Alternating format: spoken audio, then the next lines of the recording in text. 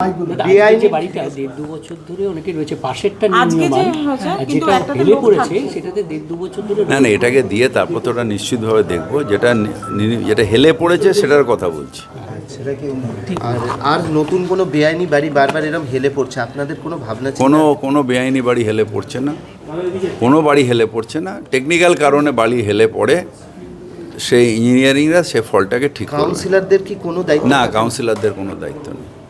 As per KMC act কাউন্সিলরদের এতে কোনো দায়িত্ব নেই, কোনো ইয়েও নেই যে কাউন্সিলর করে দিয়েছে, এরকম নেই। বামেরা তো বিক্ষোভ দেখিয়ে গেল আজকে। বাংলা বিক্ষোভ দেখায়নি, বিক্ষোভ দেখার মতন স্ট্রেংথ আছে নাকি ওদের?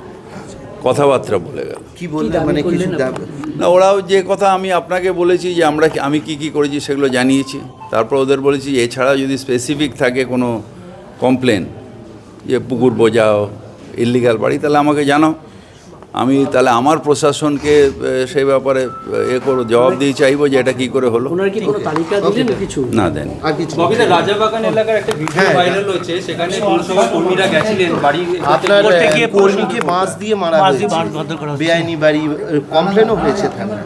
থানায় কমপ্লেন হোক, তারপর দেখছি। আমার কাছে খবরটা আসেনি।